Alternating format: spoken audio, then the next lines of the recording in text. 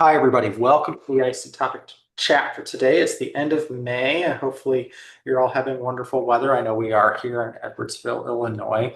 Today's topic is recovering academics, and we've got three of our frequent IC topic chat participants and very active IC TIG individuals and through the American Evaluation Association, and Rachel and Ashima and Lauren. Um, I I was just saying this before we started recording. The topic came to me, and then they said, "Get out of my way. Here, we've got this covered." So, in many ways, I'm just going to get out of the way. I think I'm going to pass it to Lauren first. Lauren, take it away, and I will be quiet. Thank you. That's what happens when you get three strong, amazing women together. We just do things and get things done. Thank you all for being here today. When we talked about how to structure this, we're each going to go through and just kind of tell you a little bit about our stories of how we moved from academia to consulting. Once we do that, then we're going to kind of go back around and just talk about some kind of lessons learned and things that we had to unlearn or relearn, in this transition. And then at that point, we'll probably turn off the recording and then have some other conversation after that. So for those of you who, oh, I got big real quick. Thanks, Matt. um, okay, wasn't planning on the close up, but got it. All right, so I'm Lauren McClain. I have a PhD in sociology, and I went to SUNY Albany at undergrad and Bowling Green State University for my master's and PhD. My first job out of academia was at Savannah State University, which is a small historically Black college in Savannah, Georgia. I was there for 3 years. And then I got a job at Western Kentucky University in Bowling Green, Kentucky. So I've lived in two Bowling Greens, little fun fact about me. And so I was there for 11 years. I was a tenured associate professor at the time that I left, which was 3 years ago. I actually just had my 3-year anniversary of quitting about a month ago. I was really excited. And so I went to school. I wanted to be a professor ever since I was in college. I started taking sociology classes. I fell in love with it. My professors were like, you should, when I would say, like, what can you do with sociology? They'd say anything. And I'd say, well, that's not helpful if I want to use sociology. And they'd say, well, if you want to use sociology, then you should be a sociology professor. And I was already a peer educator. And so it kind of just made sense. I really liked research and things like that. So I went to grad school and became a professor. That's what I did. And that I loved everything about being a professor in the beginning. I loved the teaching. I loved the research. I loved the service. I loved the autonomy that I had being a professor. I loved being able to mentor students. I loved being able to work to make a place better. I've always been a believer you should leave a place better than you found it. And so I was always very involved in university service to try to, really, make things better. I'm one of my proudest accomplishments actually at WKU was I got a 16-week paid parental leave policy put in place. It was the first of its kind in the state of Kentucky. It was for regardless of gender, for birth or adoption, and it could be used up to a year after the baby came. So I was pretty excited about that. And so I really just loved all those things. But I always talk about my academic career like scales, right? That I had, I loved everything about my job except for my salary. I'm always very vocal about money stuff, so I'm not going to shy away from that here. I always thought coming out of grad school that I would start out with a salary of around like $50,000. And my parents were kind of like, middle class-ish, lower middle class-ish maybe. And at that time, they made $50,000. And so I thought, well, if I can come out of grad school making $50,000, I guess that's a good start. And, I didn't really know the $50,000 doesn't go that far these days, especially. But even back then when I graduated, which was a long time ago. But anyway, it took me like 6 years to get there. And so my salary was always way lower than I thought it was going to be. So over time, the scales started to move, and the things I didn't like about academia started to go up, and the things I didn't that I did like started to go down, especially after the pandemic. Teaching in the pandemic was really hard. I taught, race, gender, all kinds of, topics that when you teach them to little black boxes is really, really, really hard. And so, um, and so I just the school changed, the culture changed, just so much about it changed. And because of all that, I changed, I think, a little bit. I started getting really bitter. I started getting really bitter about my salary. I started getting really bitter about just the way decisions were made at the university. There was always this um, guise of shared governance and input and things like that, and it never really came to fruition. And so anyway, long story short, I ended up deciding that I wanted to leave. A little bit before that was when we actually started Grantably. I have a business partner, Dr. Angelica Golbus. We were friends from grad school, and we started Grantably as a little side hustle. And that's all I ever thought it was going to be. I was like, if I can make, a few extra $1,000s a year so I can go on vacation without, worrying if my summer class made or not, or it being dependent on a summer class, then I'll be happy. But we got our first project, and then we got our second project, and then we got our third project, and I was like, oh, I actually really, really like this. And I didn't think I'd like the business side, but I really did. And so I always said I was a sociologist trying to be a business person. But I really enjoyed it, and I just decided that after, kind of all this was happening at the same time, that I decided, I really need to get out. And I thought for a little while about getting a job, and I actually went on the job market for a little while to work in industry. And then I thought, why am I doing that? I don't want a boss. I want to be in control of my own life. I'm tired of other people having control over my salary and my future. And I want to be able to work hard and it actually like pay off for myself and not just for other people. And so I finally made the decision that I wanted to leave and run our business full time with Angelica's wholehearted support of that.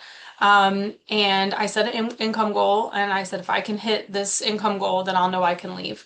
And I did that in 3 months with 3 clients. And so turns out it's not that hard to replace an academic salary. And so I was very, very fortunate. That was a half year salary, but still, it really set me on the trajectory. And so I put in my resignation, and that day it was literally like the weight of the world was off my shoulders. My kids thought I was crazy.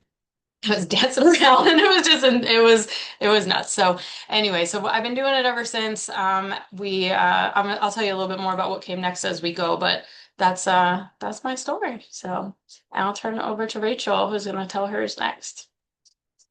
Thanks, Lauren. Our stories are very similar in a lot of ways. And there are some common threads, especially with what you said at the end. And I really want to repeat that point. When you have a low salary, replacing it is not as challenging because it's less money. So, my background, I'm originally from the Boston area in Massachusetts. I went to the University of Texas at Austin for undergrad and the University of Virginia in Charlottesville for my PhD. And like Lauren, I started off taking sociology classes, but unlike Lauren, my professors kept saying, well, this project idea is really more psychology. Have you thought about taking a psychology class? So that is how I changed my major from sociology to psychology. And I went to grad school in community psychology and developmental psychology. I was really excited about changing the world by doing research about families headed by same-sex or same-gender parents. And I got to do a lot of that. And I graduated with my PhD in 2013 and was fortunate enough to get a tenure track job offer out of grad school. So I moved to Greensboro, North Carolina to work at Guilford College, which seemed like the perfect fit. It's a small Quaker liberal arts college, very focused on values and principles. And I'm not Quaker, but they happened to align well with my values. And I was going to get to teach these really small class sizes and have very little support for research, but have a lot of control and autonomy over my work. And so I ended up having 3 kids on the second half of the tenure track, and I got tenure in February of 2020. And that was when a lot of things at Guilford College started to change. And I can tell people more about that later if you are interested in the finances of small liberal arts colleges in this moment. I will skip over it for the rest of you. The short version is I really came to understand over the course of the following year that getting tenure is not the same as getting a job for life. And it's not the same as having job security. And it's also not the same as having a secure income. And that was a really important realization for me. I was really terrified at the idea of doing anything else. I couldn't imagine trying to move my family. I couldn't imagine trying to leave academia. And I was actually pretty terrified of that idea. So I decided to face my fear by reading a book literally titled Leaving Academia and starting to feel like I could have options and I could at least understand what my options might be. At that time, I was not actively planning to leave academia. It was more like maybe I'll feel less scared of my college imploding if I know that I could do something else if I wanted to. Over the next few years, there were a lot of winds of political change, not just at my college, but at the state of North Carolina level and at the national and international levels. And even though I had some really fantastic, wonderful things that I loved about my job, just like Lauren said, they were starting to be outweighed by other factors. Not to mention a lack of pay increase when we had so much inflation meant that I was actually making less money effectively than I had when I started. So for me, things really came to a head because I teach a lot about sexual orientation and gender identity and racism and things of this nature. And I really was feeling frustrated. I felt like I was spending all of my time, all of my years raising awareness about problems. And at the same time, the solutions to those problems were feeling further and further away, even as I had been teaching about them for 15 years. And because of a combination of all of those push factors and the appeal of being able to take a more active role in creating change and having more control over my life and having more control over my schedule and having my efficiency benefit me and not other people, I I decided that I wanted to become an evaluation consultant. And so I made that leap last summer. I actually was able to accept an exit package and become a professor emerita at my college. And that's my story of how I left higher ed. I'm going to pass it over to Ashima now. Thank you, Rachel and Lauren. There are similarities between our stories, but there are also differences. And so I'm going to talk about more the emotional part of being in academia and leaving instead of the sort of the nuts and bolts. And I'm going to start this story by talking about intersectionality because intersectionality matters. And I am lots of things. I'm brown, I'm a voluntary immigrant, from a collectivist culture, I'm a social introvert, I'm a cis woman with a PhD in behavioral science. And a lot of these things don't really fit within academic administration. And I was an academic administrator for a number of years. I'm looking at my notes on the right-hand side, by the way, which is why my gaze is going to shift from now and here and now. So the social norms between collectivism and individualism, which is our culture and often is a culture that's very strongly present in academia, the norms are really different, and it's not always obvious to know how and when that difference plays a role in interactions. It's like reading a book in which lots of words are blurry and you don't know the language and you kind of have to like guess and make mistakes and go along.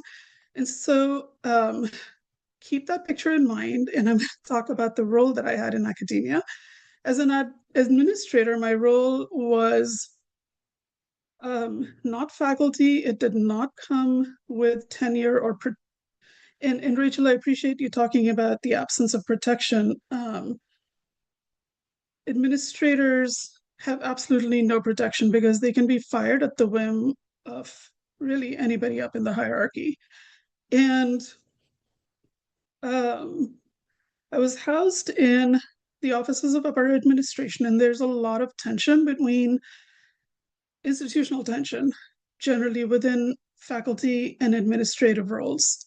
And we can talk more about that at another time, but I just wanted to say that be explicit about that. And so there were a lot of differences that set me apart from faculty, that set me apart from other administrators.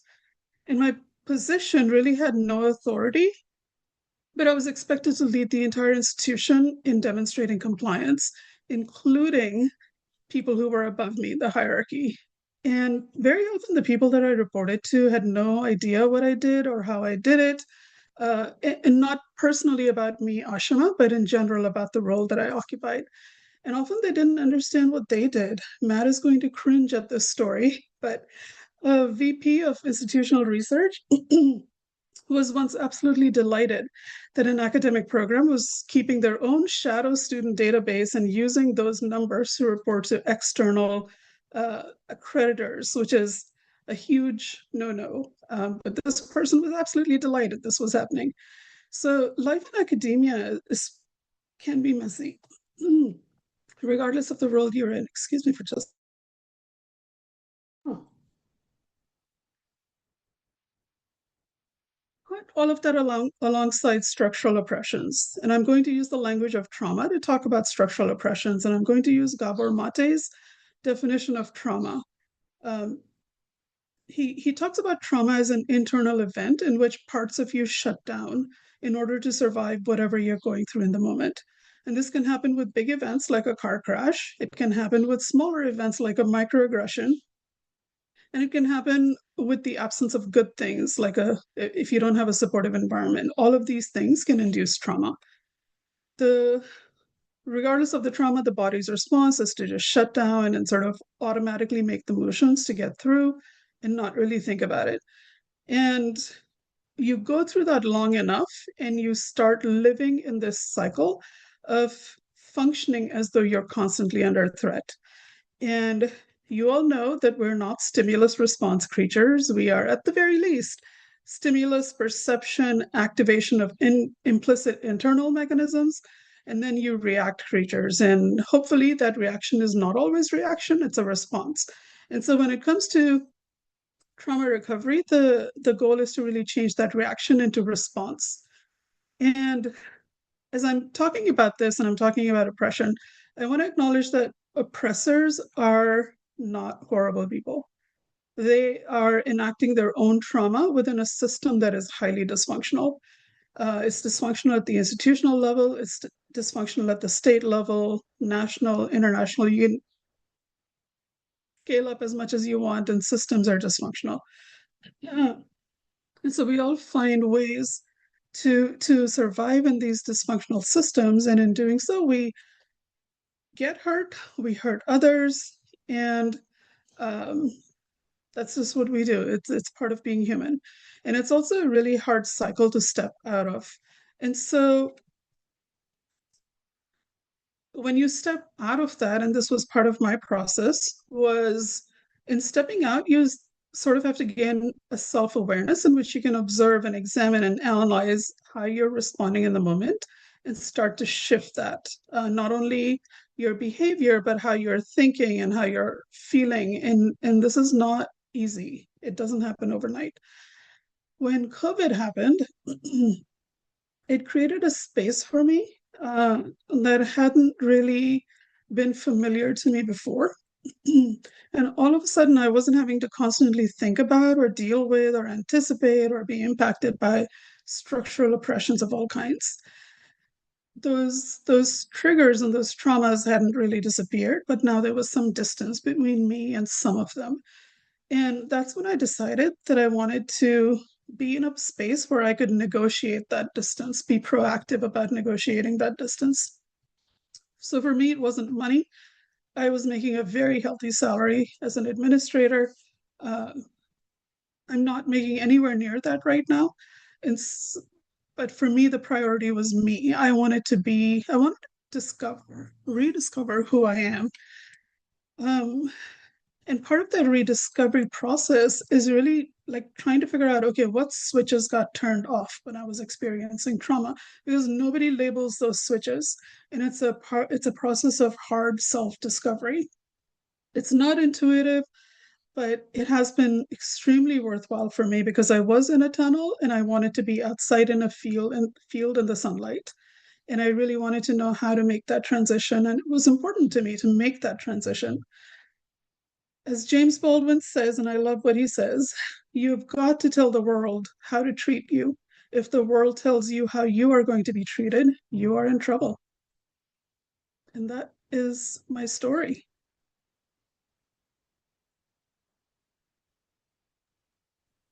Thank you so much for sharing that, Ashima Yeah. and Rachel.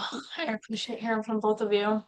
Did you want to do any group discussion before I stop the recording?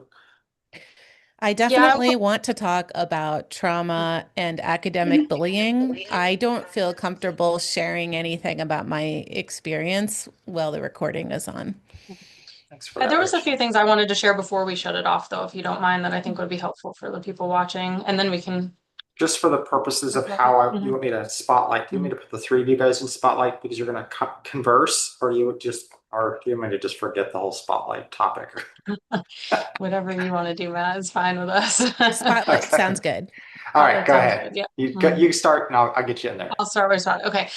So one of the things that Angelica and I talk about a lot, so we actually started a second business called Coachably, and that's where we actually help academics who want to become consultants. Doesn't have to be evaluation consultants, any kind of consultants, but we just had a series of free workshops that we did, and so it's fresh on my mind because we just did one last night. And there are some things about academia that I think are really important to talk about, kind of how academics are socialized and the things you have to relearn and shift when you want to become an entrepreneur, you want to become an independent consultant. One of them is perfectionism. A lot of academics are kind of type A perfectionist type people who, you're so used to being judged all the time and everything you do has to go through all this external review and all these things. And it can make it really hard to when you make a mistake. I know myself, I used to, if I made a mistake, especially if I thought I hurt somebody else, I would be like crying in the corner for a week. Like I had a physical reaction to mistakes. And when you're in business and when you're in, this is entrepreneurship, whether you want to identify with that label or not, it really is. And so we you're going to make mistakes like when you're starting, like it's just going to happen. You don't know how to do this, and when you start, mistakes get made, you're learning, it is okay, and you want to have a growth mindset and really be excited about learning those new things, but just know that mistakes are part of that. And I don't think of mistakes as failures. Mistakes are just data, right? They're just data to learn how how we, what did we do? What went wrong? And then what do we do to fix it, right? So like one time I forgot to send out a survey. Like it was a huge thing. I had like 7 projects that surveys were going out. I thought I sent them all out. And then I went later and realized I didn't send out a survey. That's a pretty big mistake, right? And luckily I was able to recover. But what do? You own it, you apologize, you take responsibility. And then I put a system in place that will never happen again. And so, you learn from things and then you move on, and I think that's really important. Another thing is about money mindset. A lot of academics have a scarcity mindset. I had one from childhood, as I know some of us here have. But academia really breeds that scarcity mindset where, there's just budgets are being cut, and you're always being asked to do more with less. And most of us were underpaid, and it just breeds that scarcity mindset. And you really have to get rid of that when you are becoming an entrepreneur, because you're going to undervalue yourself and underprice your services if you don't see the value and the worth. And that goes along with what Ashima was talking about with trauma, is that, we're also, as most academics are sort of conditioned to believe that our skills aren't valuable, right? It's because they're so underpaid. And so we have to remember that our skills are super valuable, that the work that we provide is valuable to our clients, and be willing to charge accordingly. But you also, the business adage is true. Sometimes you have to spend money to make money. And so if you're unwilling to ever spend money, that's going to prohibit your ability to make money. I heard another quote that I really liked recently. It's not what it costs you, it's what it makes you.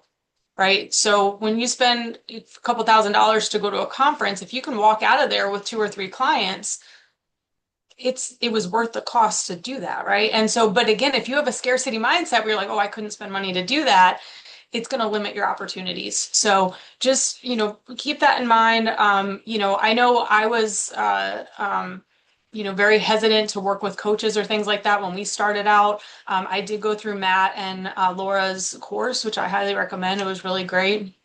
And that was one of the first things I ever paid for myself in that way, in this business kind of way.